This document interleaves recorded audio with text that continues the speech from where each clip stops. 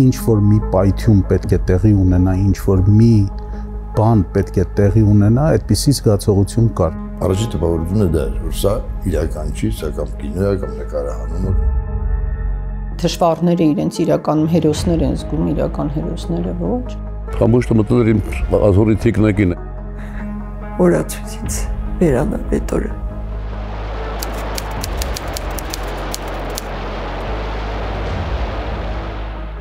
Կառավարության հետ հարցուպատասխաններ, ես մի փոքր ուշացումով այսպես եկա, դրա համար տեղավորվեց, մի քիչ ուշ եկա արդեն դահլիճը լեփլիկներ, տեղավորվեցինք, ու ինչ որ խոսում էր ֆինանսների նախարարը Բարխուդարյանը, այդպես բյուջեի հետ կապված Կարեն Սիրոպիչյան այնտեղ նստած էր, ոչ մի բան գիտեք չէր կանխագուշակում։ Այդ օրը գիտեի, որ պիտի գնային սպիտակի քաղաքապետները ավտովթարի ծովել, ասեց պիտի նիստից հետո գնանք հոգի հանգստի։ Վարկյանների շոկը չափից դուրս մեծ էր, բոլորը հոգի շոկի մեջ էին, պառկած էին նստարանների տակ։ Ես համեմատաբար ավելի շուտ ուշքի եկա և ամենամեծ ինձ համար ողբերգությունը տեսնել Վազգեն Սարգսյանն այդ վիճակում, որտեղ Վազգեն Սարգսյանի հետ մենք եղբայրներ ենք եղել։ Քոչարյան Ռոբերտը գա, նախագահը։ Նա չի գա։ Իսկ եթե չգա։ Եթե չգա, մենք առանց իր ստիպած կլինենք, որոշել է ազգի ճակատագիրը։ Գալիս է այստեղ, միասնաբար ոչ մեկ իր անձին վտանգ չի սպառնում, միասնաբար բոլորի հետ միասին որոշենք մեր երկրի ապագան։ Կամ թեկուզ ալիքը թող գա սկզբից։ 26 տարի առաջ հենց այսօրվա հոկտեմբերի 27-ի ազգային ժողովի նիստից այս կադրերը թերևս չկա, հայ որ չի տեսել։ Նաիրի Հունանյանի գլխավորած զինված խումբը ներխուժեց ազգային ժողովի նիստերի դահլիճ, անկանոն կրակ բացեց կառավարության անդամների և պատգամավորների ուղղությամբ։ Սպանվեցին 8 բարձրաստիճան պաշտոնյաներ ազգային ժողովի նախագահ Կարեն Դեմիրճյանը, վարչապետ Վազգեն Սարգսյանը, ազգային ժողովի փոխնախագահներ Յուրի Բախշյանը և Ռուբեն Միրոյանը, օպերատիվ հարցերով նախարար Լեոնարդ Պետրոսյանը, պատգամավորներ Արմենակ Արմենակյանը, Միքայել Քոթանյանը, Հենրիկ Աբրահամյանը։ Ոչինչից տեղյակ չեմ եղել։ Մենք սովորաբար Յուրայի հետ անպայման մի անգամ խոսում էինք, ցերեկը խոսել ենք, այդպես երևի երկուսի կողմերը, ու վերջ, հետո ես ծնողական ժողով եմ ունեցել, ժամը 5-ին, ժամը 7-ի կողմերը ավարտել եմ, եկել եմ կաբինետ, և բարեկամս զանգել է ասում է, Տիկինան այդ Յուրայի հետ խոսել ես, ասում եմ, այո, ցերեկն եմ խոսել, ինչ կա, ասեց ազգային ժողովում ինչ-որ կրակոցներ են եղել։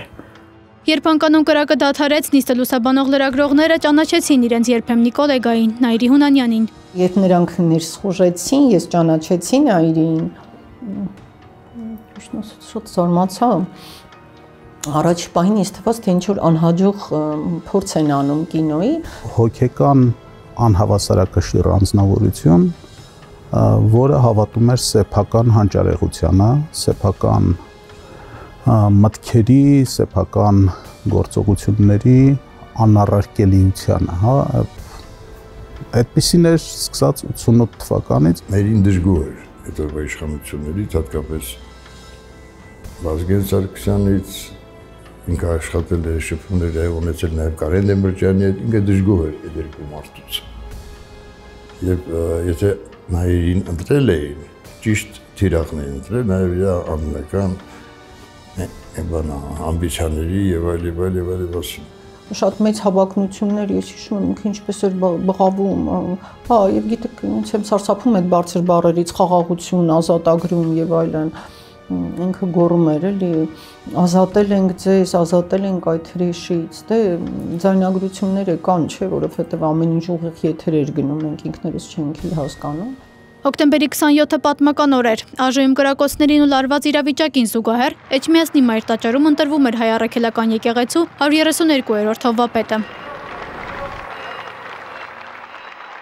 Երեկացա, որ պարլամենտում սպանված է մեր հանրապետության վարչապետը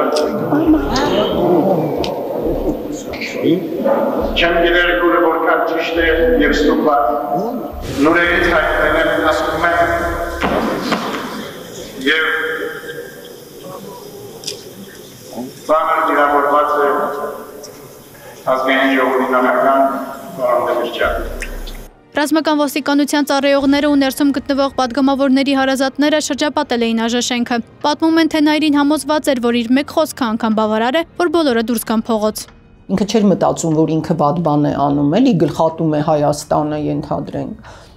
Իրեն հոգեբանական այնպիսի երևի նեյրոլինգվիստիկ համապատասխան կաղա հարմարել մարդ էր, 1-2 հիպնոզ անեին, հաստատապես կենթարկվեր։ Կեսգիշերից հետո բանակցությունները ազգային ժողովում շարունակվում էին։ Հունանյանի պահանջը մեկն էր, նա ցանկանում էր, որպեսզի իր հետ բանակցի անձամբ Ռոբերտ Քոչարյանը։ Այդ հանդիպումից մի քանի ժամ անց պատաններն ազատ արձակվեցին, իսկ Նայիրի Հունանյանի խմբի անդամները տեղափոխվեցին ազգային անվտանգության նախարարության քննչական մեկուսարան։ Ավելի ուշ Ռոբերտ Քոչարյանը հարցազրույցում ասաց, որ գործը բացահայտված է։